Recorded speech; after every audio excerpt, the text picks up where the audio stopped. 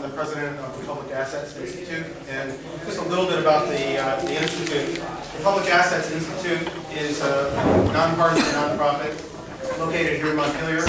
We do fiscal analysis on state tax and budget issues, and we, in addition to tax and budget issues, or as part of it, we do work specifically in healthcare finance, education finance, and what we call family economic security, which is a particular concern during this recession. Our work really tends to be two types. One is looking for data that helps answer Vermonters' questions about budget issues, and also trying to make that data more transparent, more available to citizens.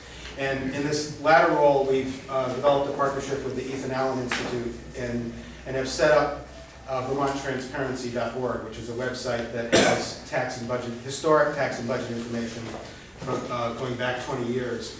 And one of the things that we've done this year is, for the first time, actually put the current budget information, the governor's budget, the House recommend, and then we'll do the Senate, on that website, so you can actually follow, citizens can actually follow that. Up until now, it's been an ordeal to get access to budget information and understand the pieces, so there's a chance for citizens to actually get in and analyze this. Today, we're releasing a new report. It's called 2001 Budget, Cutting the Commitment to Vermonters.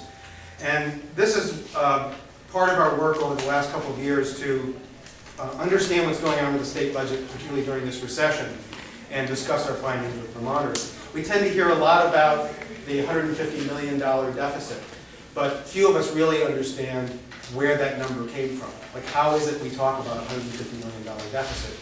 And we tend, as opposed to getting into the details of that, we have not seen sort of the context for what created a $150 million deficit, and more important, what's the implication for Vermonters and their standard of living to how we deal with this deficit.